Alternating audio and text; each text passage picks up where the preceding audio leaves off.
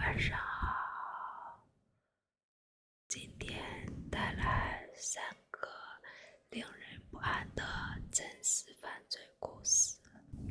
耶娜·卡西安被谋杀的故事是一个令人毛骨悚然的故事，充满了无法言喻的残忍、背叛和悲剧。耶娜·卡西安10岁。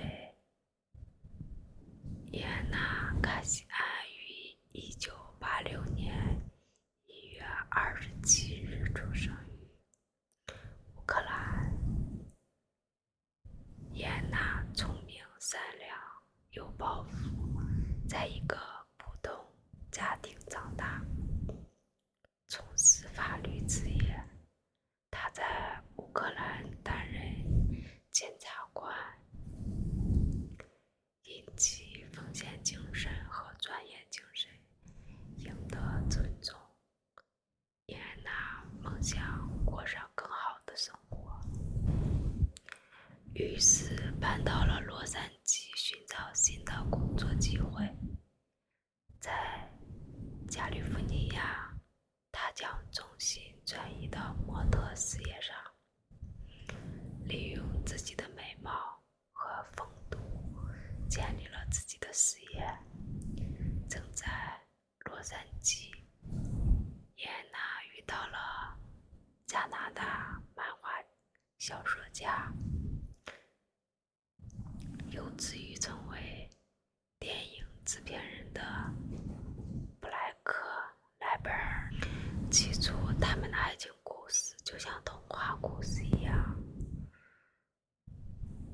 布莱克的父母非常富有，过着奢侈的生活，周围都是好莱坞的光鲜亮丽，两人很快坠入爱河。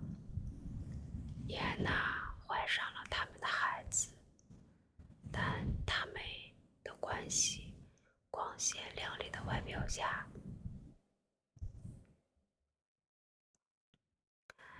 隐藏着一个更加黑暗的事实。布莱克·莱贝尔于1981年5月8日出生于加拿大多伦多的一个富裕家庭。他的父亲罗恩·莱贝尔是一位富有的房地产开发商，母亲来自一个显赫的家庭。布莱克的梦想是成为一名图画小说家和电影制片人。他的作品包括图画小说《综合症》，探讨了心理折磨、残酷、邪恶本质的主题。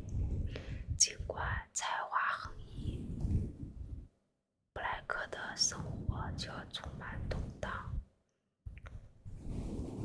据报道，他患有精神健康问题、吸毒，并且越来越依赖家庭的经济支柱。他的创意项目经常停滞不前。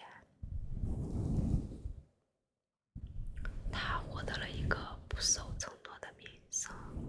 他与另外一个女人的婚姻以离婚告终。当他遇到耶娜时，布莱克的生活已经支离破碎。耶娜和布莱克的关系起初看起来不错，但很快就出现了裂痕。朋友和家人都注意到了布莱克的控制行为和反复无常的脾气。耶娜是一个坚强独立的女性，她越来越担心布莱克的不稳定。到2016年，他的关系开始恶化，即使他们迎来了女儿戴安娜。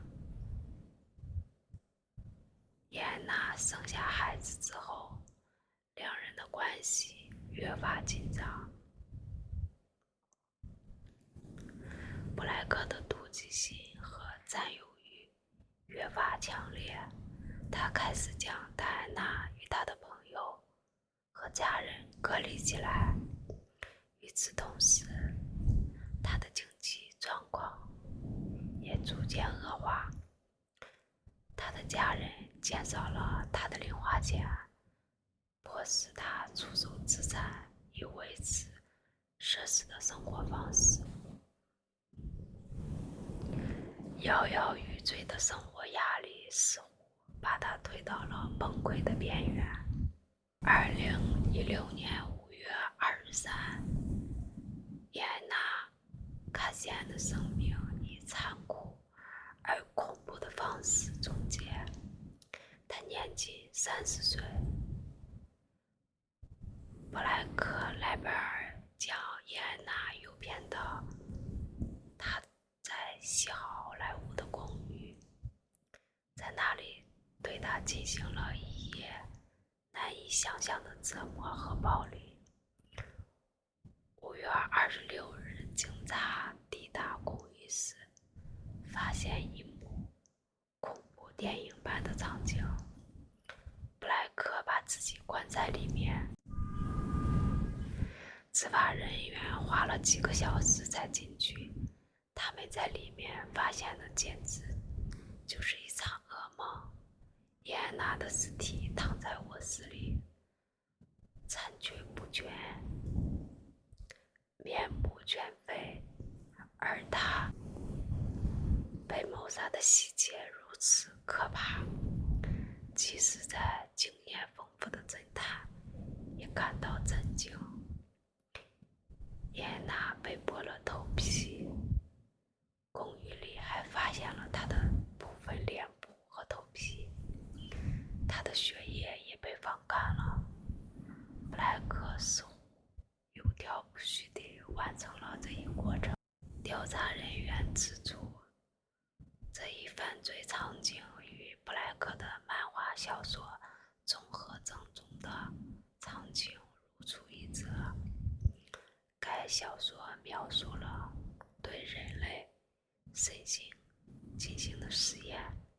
尸检报告显示，伊安娜死前遭受了长时间的折磨，她遭受了钝器伤害、锐器伤害和严重的失血。在遭受难以想象的痛苦和折磨时间，他还活着了几个小时。布莱克·莱贝尔在现场被捕，并指控犯有一级谋杀、酷刑和严重的伤害罪。这起谋杀是有预谋的，其动机是布莱克想要完全控制伊安娜。他们指出，这起犯罪与他的漫画小说之间令人不安相识之处是他的扭曲心态的证据。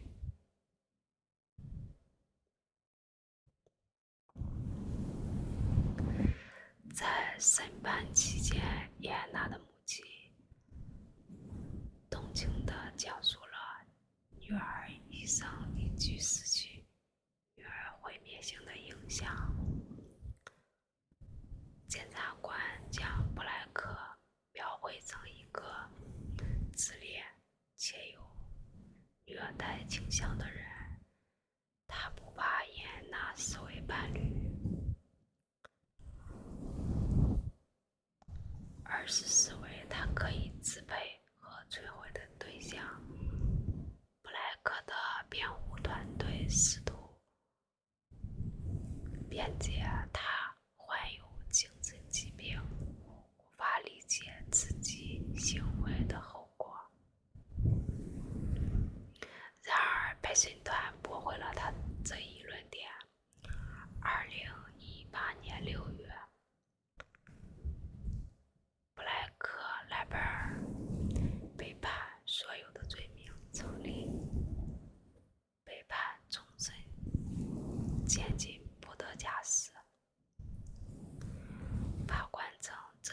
见过的最可怕的犯罪之一。因为那被谋杀的残忍程度，确保了他不被遗忘。字幕杀手约瑟夫·纳索是美国著名的连环杀手之一，人们经常用他的绰号“字幕杀手”来记住他。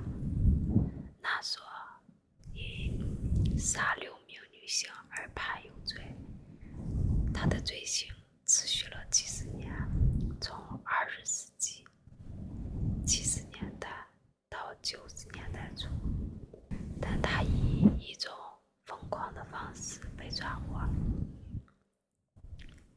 约瑟夫·纳索于1934年1月7日出生于纽约州的罗切斯特。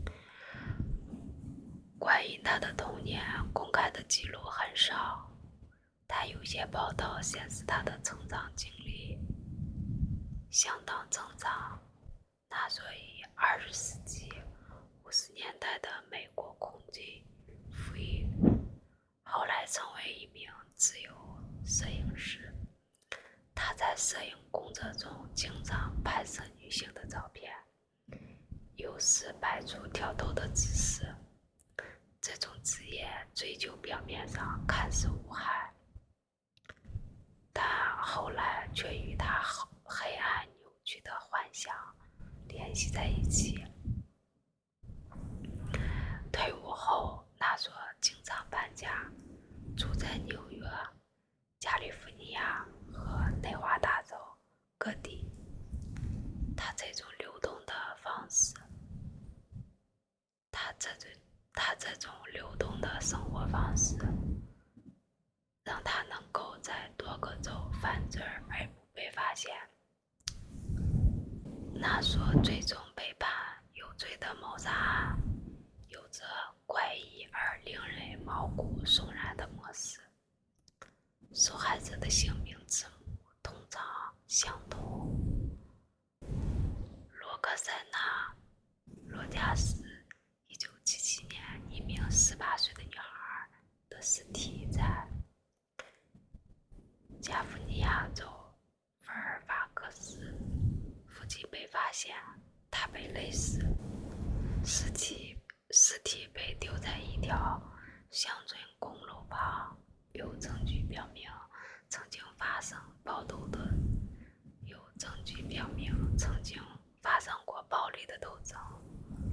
卡门·科隆1978一名22岁的女子被发现死于加利福尼亚州科斯塔港附近。与罗克森一样，她也是被勒死的。科隆从事性工作，因此很容易成为受害者。帕梅拉·帕森斯1993年一名38岁的女服务员在加利福尼亚州犹巴城被发现遇害，她也是被勒死的。帕森斯被描述为一位与毒瘾做斗争的善良女性。特蕾西·塔夫亚1994年一名31岁的女性，其尸体在类似的情况下被发现，与纳索的其他的罪行具有相同的特征：勒死和生前殴打的证据。除了被指控的谋杀案外，纳索还可能对其他的谋杀案负有责任。纳索经常对生活在社会边缘的女性，包括性工作者与毒瘾做斗争的人，这些受害者不太可能立即被社会关注。这帮助纳索长期逍遥法外。谋杀的手法主要是以类似的死法，使用绳索表明这是有预谋和精心策划的谋杀。纳索收集了令人震惊的受害者的照片，其中一些看起来昏迷不醒或已经死亡。日记的记载中，纳索的犯罪行为最令人纳索犯罪行为中最令人毛骨悚然的方面，或许是他详细的日记的描写。日记条目描述了他与受害者的互动，通常以生动的语言暗示这虐待狂的幻想。藏尸的地点，尸体通常被遗弃在农村或者偏远地区，这使得发现尸体变得困难，而且法医证据也很少。纳索数十年来一直逃避罪恶，部分原因在于他精心的策划，而且许多受害者的生活方式都很短暂，这给调查带来了非常大的困难，但他最终还是被抓住了。2010年，在对纳索位于内达华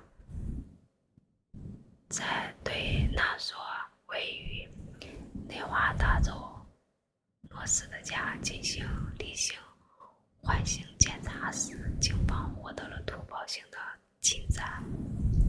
纳索因盗窃罪名被抓捕，在搜查过程中，警方发现了大量的追踪，一份详细的日记，其中记录了他所犯下的袭击和谋杀罪行的女性照片，其中一些看起来昏迷不醒或者已经死亡。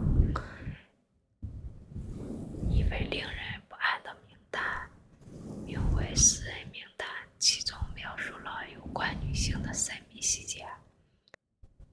许多人后来被确认为谋杀的受害者，这些证据为逮捕纳索并最终进行起诉奠定了基础。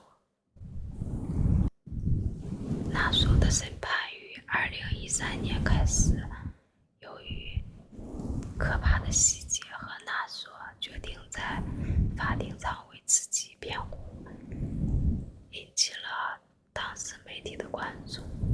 在整个审判的过程中，他坚称自己无罪，经常发表一些奇怪而漫无边际的言论。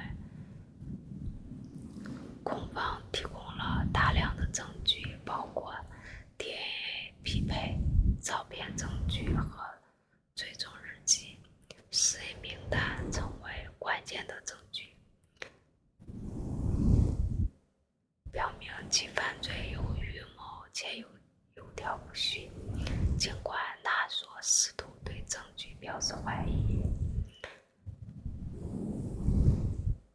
但仍然判定他犯有4项以及谋杀罪。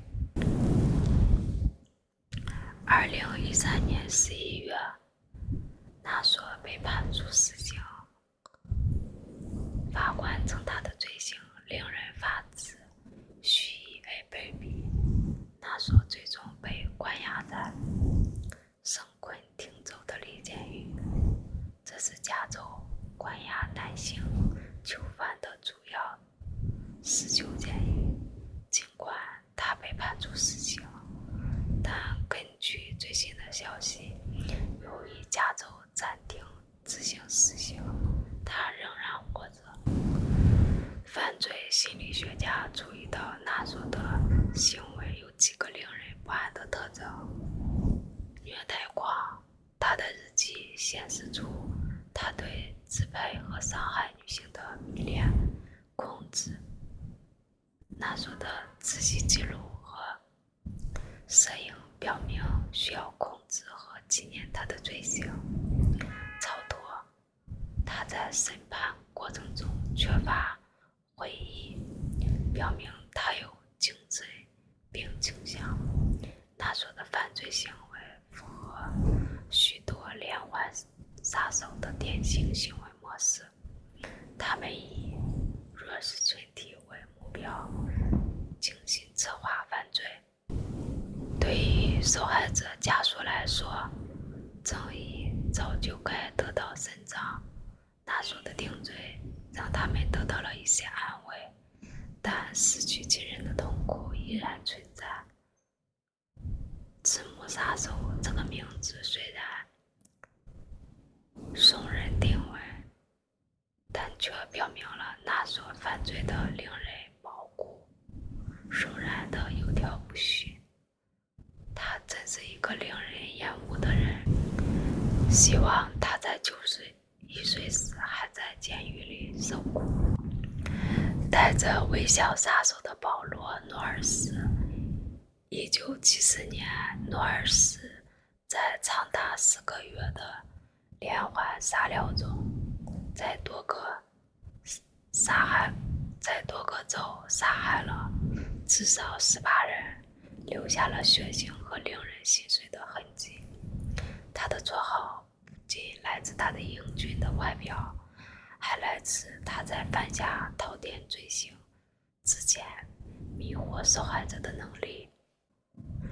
保罗·约翰·诺尔斯于1946年4月17日出生于佛罗里达州的奥兰多。他的成长环境充满了忽视、贫困和不稳定。诺尔斯很小的时候就被寄养，童年缺乏爱和安全感。到青少年时期，他已经养成了犯罪行为的模式。7岁，因偷自行车而第一次触犯法律。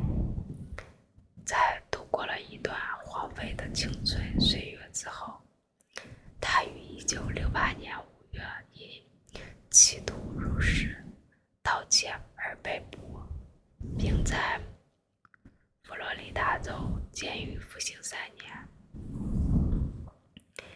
1971年，他被释放，但很快又因类似的指控再次被捕，但3周后又被抓获。因越狱和拘捕，他又在监狱里服刑3年。从小偷小摸开始，逐渐升级为更严重的罪行。诺尔斯早期与法律的接触，使他多次进入少年拘留中心。这些机构并没有使他改过自新，反而让他更加坚定了决心，并教会了他如何操纵周围的人。正是在这些成长的岁月中，他开始磨练自己的能力和人格魅力，而这些后来成为他最危险的武器。20世纪70年代初，保罗·诺尔斯从小偷小摸变成了连环杀手，在因入室盗窃等多项罪名服刑后，诺尔斯被关进了佛罗里达州的监狱。正是在这段时间里，他开始与加州的离婚女子安吉拉·科尔奇通信。他们的通信发展成了恋情。科尔奇最终同意在诺尔斯出狱后与他结婚，然而他们的恋情很快就破裂了。当与诺尔斯见面时，科尔奇感到不安，并取消了订婚。这次拒绝让诺尔斯陷入了绝境，让他走上了杀人之路。他们分久不后，他越狱并大开杀戒，横跨多个州，夺走了许多人的生命。保罗·诺尔斯的杀人狂潮始于1974年7月，一直延续到同年11月。他的受害者年龄、性别和背景各有不同，他的选择过程没有明确的规律，这种随机性使他更加可怕，因为没有人能预测他下一次袭击的时间和地点。1974年7月，诺尔斯开始了他疯狂的谋杀了佛罗里达州杰克逊维尔的65岁妇女爱丽丝。他勒死了她，并偷走了她的车，然后开车逃离了现场。这是他谋杀狂潮的开始。1974年8月，诺尔斯继续作案。1974年8月，诺尔斯继续作案，杀害了搭便车的青少年莉莲和麦勒特·安德森。他后来承认杀害了这对姐妹，但从未透露他们的埋葬地点。1974年9月，他在佐治亚州各地进行，使罪行越演越烈。在凯西·皮尔斯的家中谋杀了他，当时他3岁的儿子也在场。这是在这场残酷的连环杀人中罕见的仁慈时刻。1974年4月，诺尔斯犯下了极其令人厌恶的罪行，他谋杀了商人威廉·贝斯，并将尸体扔进了树林。在此期间，他还绑架了并杀害了2名女性。诺尔斯在疯狂作案中毫无悔意，他滥杀无辜，使用勒死、刺伤、枪击等手段，受害者从老年、妇女到儿童不等。这家伙是个纯粹的精贼，并患者诺尔斯的职业生涯于1974年11月结束。在佐治亚州的一场高速汽车追逐之后，他被执法部门逮捕。在审讯期间，他承认犯下了35起谋杀案，但只有18起得到了证实。他的供词详细的令人毛骨悚然，显示出他对罪行